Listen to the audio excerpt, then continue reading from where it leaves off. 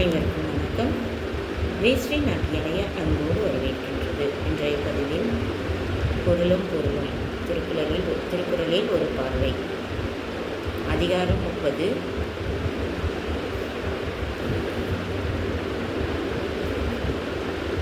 வாய்மை, உண்மை பேசுவது. வாய்மை எனப்படுவது யாதெனில் யாதொன்றும் தீமை இல்லாத சொல்லல். வாய்மை என்பது என்னவென்றால், யாருக்கும் எந்தவிதமான தீமையும் உண்டாக்காத வார்த்தைகளை பேசுவது. பொய்மையும் வாய்மை எடுத்த குறை தீர்ந்த நன்மை பயக்கும் எனின். தீமை உண்டாக்காத சொற்கள் மட்டுமல்ல, குற்றமில்லாத நன்மை உண்டாக்கும் நோக்கத்துடன் பொய்யை சொன்னாலும் அதுவும் வாய்மையோடு சேர்த்ததே ஆகும்.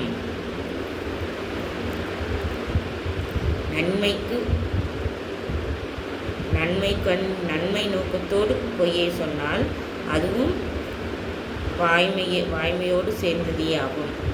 ஆனால் நன்மை உண்மையானதாக இருக்க வேண்டும். தன்னெஞ்ச அறிவது பொய்யற்க வைத்த பின் தன்னெஞ்சே தன்னை சுடும். கண்டதையும் கேட்டதையும் அப்படியே உள்ளபடி சொல்லிவிடுவது வாய்மை அல்ல. தன் மனசாட்சி சரி என்று அறிந்ததை பொய்யாக்கி விடக்கூடிய எதையும் சொல்லக்கூடாது.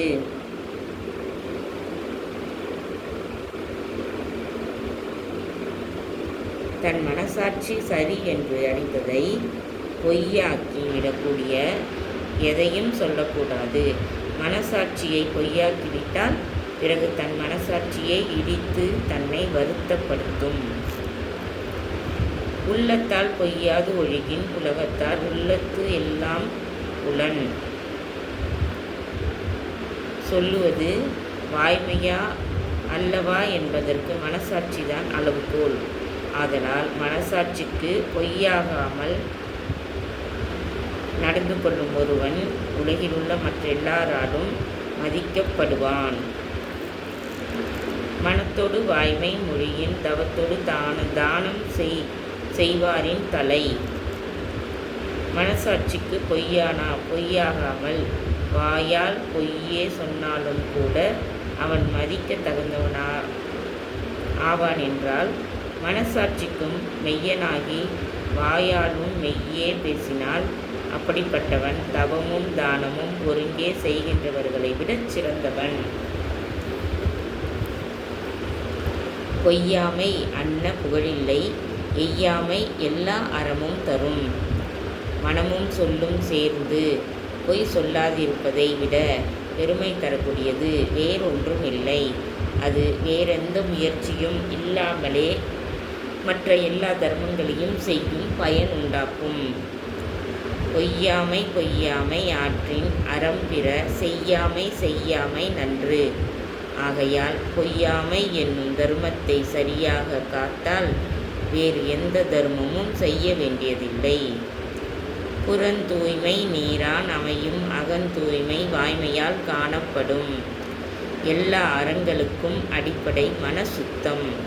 உடலின் வெளிப்புறத்தை தண்ணீரால் சுத்தப்படுத்தலாம், ஆனால் உடலின் உட்புறமாகிய உள்ளத்தை வாய்மைதான் சுத்தப்படுத்தும்.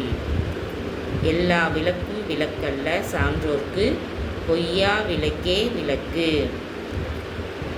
அறிவொழுக்கங்களால் உயர்ந்த மேலோர்க்கு வழிகாட்டுவது மற்ற விளக்குகள் அல்ல, சத்தியந்தான் அவர்களுக்கு வழிகாட்டும் ஒளி.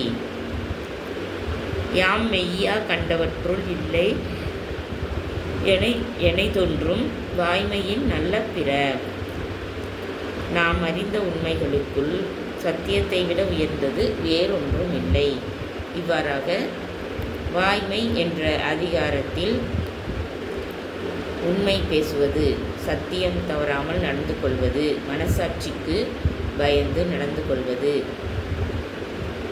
பொய் பேசக்கூடாது என்பதை வலியுறுத்தி இந்த அதிகாரத்தில் நமக்காக தெய்வ புலவர் திருவள்ளுவர் வழங்கியுள்ளார். அனைத்து குழந்தைகளும் திருக்குறளை படித்து அறம் அறிந்து அறம் தவறாது கல்வியில் சிறந்து மேலோங்கி வாழ நல்வாழ்த்துக்கள். வாழ்க வையகம் வாழ்க வளமுடன். ஓம் சாந்தி சாந்தி சாந்தி. எங்கள் ஜெயஸ்ரீ நாட்டியாலயாவில் தையல், இசை, நடனம், வயலின், யோகா அனைத்தும் மிக சிறந்த முறையில் பயிற்சி அளித்து கொண்டு வருகின்றோம். விருப்பமுள்ளவர்கள் 5 வயது முதல் 60 வயது வரை வகுப்பில் சேர்ந்து பயன்பெற்று நலமுடன் வாழ அன்புடன் அழைக்கின்றோம். நன்றி, வணக்கம். எங்கள் தொடர்பு எண்ணை தொடர்பு கொண்டு பயிற்சியில் சேர்ந்து பயன்பெறலாம்.